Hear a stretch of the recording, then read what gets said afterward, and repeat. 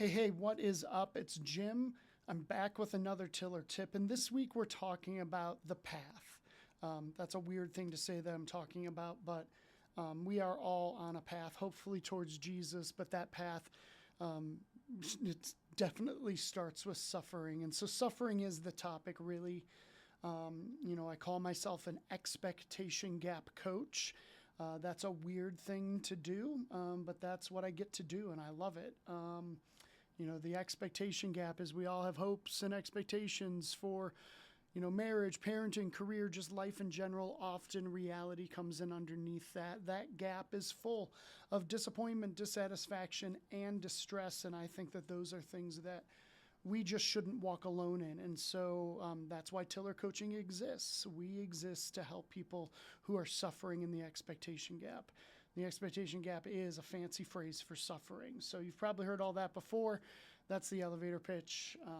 Yeah, let's go. But what I want to talk about today is, man, I have guys and couples that sit on my couch or on my Zoom screen and they are telling me about they're suffering and they're like this hard traumatic thing, and it just feels so hard, and I hate it for them. Like I honestly want to change it. I want to step in and do something tangible to help them specifically in this problem, but often I can't, but at least I can listen. And sometimes I get to give encouragement. And I like doing that. It just doesn't feel like work to me. It just feels like a privilege. So, anyways, what I will occasionally tell people as they are telling me how stuck they are in their gap, in their suffering, is, this path, it just ain't linear. Like, it's easy to believe that it is. Like, we all want to believe that, we just have a starting point and then we're just going to go up and to the right. That probably isn't to the right. Let's go this way. We start here and we just want to go up and to the right. But that's just not how this life works. Like, we just don't have this steady climb and there's no hiccups or interruptions or anything.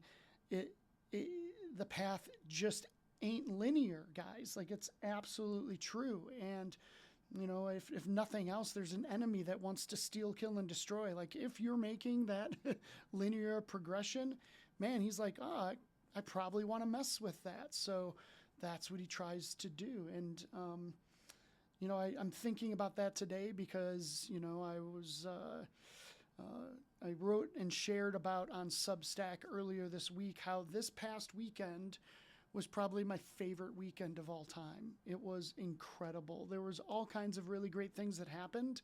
But the pinnacle thing over the weekend was Anderson and his friend went to an FCA event at their high school football stadium. And, that was hyped for them to go. It was awesome to drop them off. And then a few hours later, I get a phone call like, hey, are you here yet?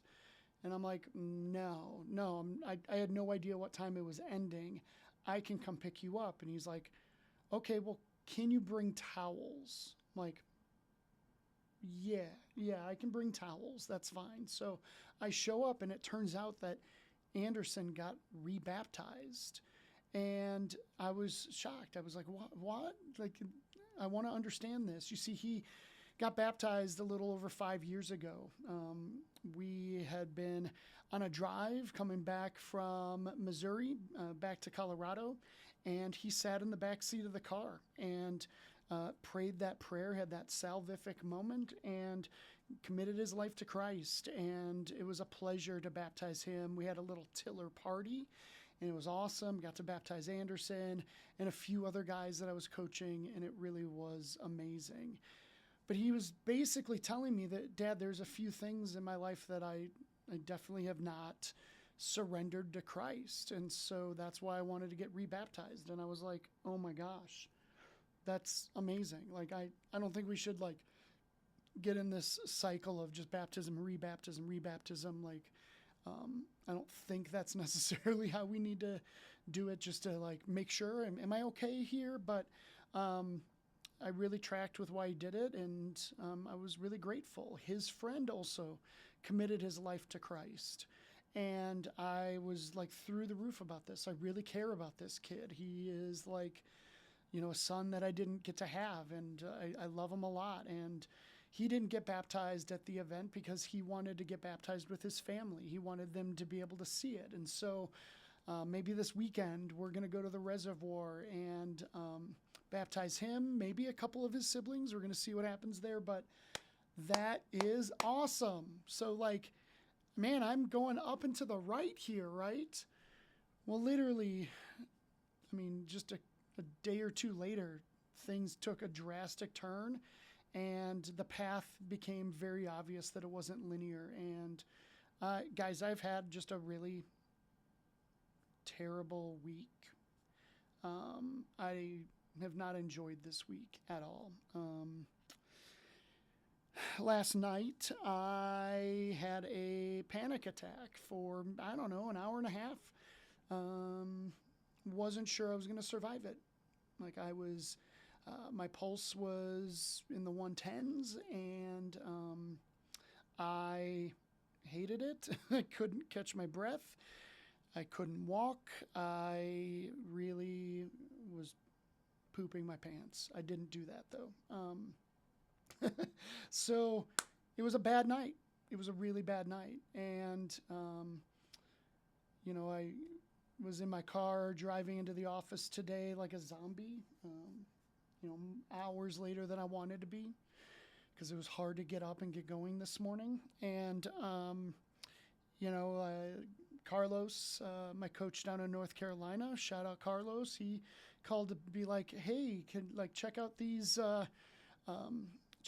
bits of, spiritual warfare that I experienced today. That, there's the enemy that wants to steal, kill, and destroy, and he's doing it with Carlos. And I'm like, yeah, I experienced that some too. Not exactly what Carlos got, but,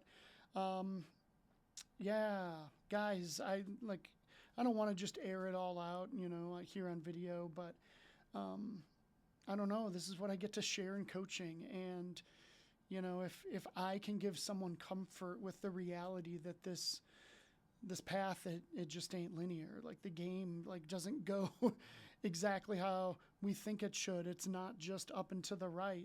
It goes in all kinds of different directions. And for myself, I know I'm going to be okay, right? I have experienced this non-linear path so many times, and it's going to be okay. I hope to not have another panic attack. I think that'd be good.